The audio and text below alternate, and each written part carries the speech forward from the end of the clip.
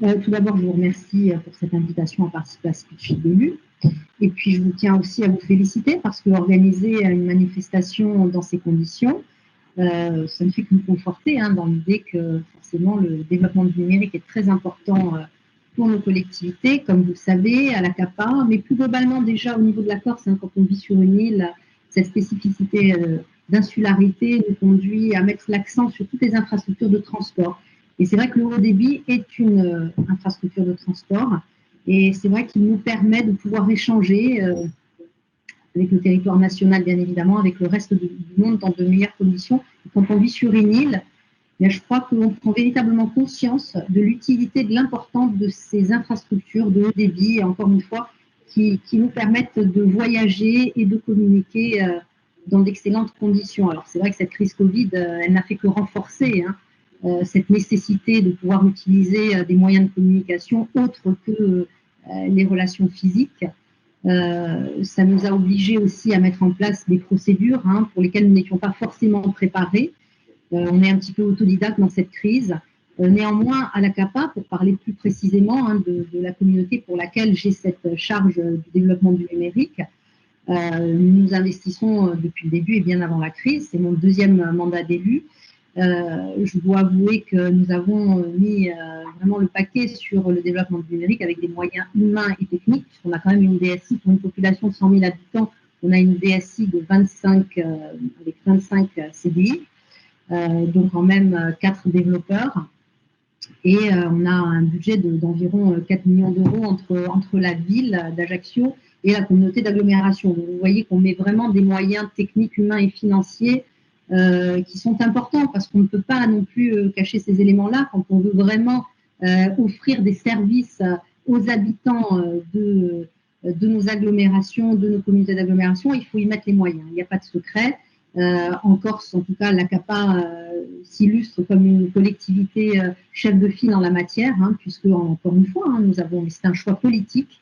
C'est un choix politique, mais qui a pu être mis en œuvre grâce, encore une fois, à l'investissement de nos collaborateurs techniques. Et j'en profite d'ailleurs pour les saluer parce que depuis le début et tout au long de cette crise, ils ont été particulièrement efficaces et ils ont continué à travailler dans les conditions dégradées que nous connaissons. Je sais qu'ils nous écoutent aujourd'hui, donc j'en profite aussi pour les remercier de leur investissement.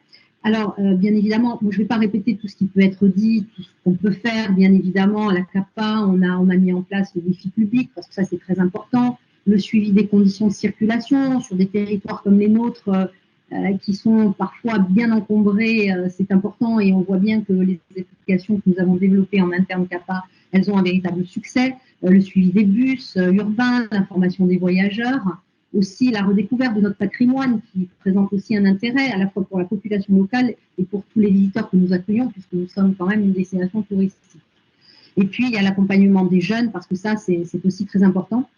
Étant en charge aussi du développement économique, je peux vous assurer que, y compris durant cette crise, on a accueilli beaucoup d'entreprises au sein de notre hôtel et pépinière que nous avons mis en place et il a été important de continuer à les accompagner aussi via ces outils numériques.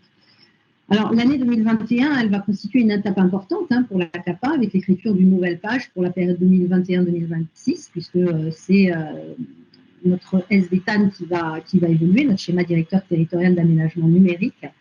On va prendre le virage que nous avons déjà pris, mais encore plus fort du territoire intelligent et des objets connectés. On a notamment on héberge une entreprise qui s'appelle ICAR, qui a développé une bague qui est connectée, avec laquelle nous avons mis en place un partenariat qui permet, par exemple, d'ouvrir les véhicules de nos collaborateurs techniques, qui permet d'ouvrir des salles de réunion, etc.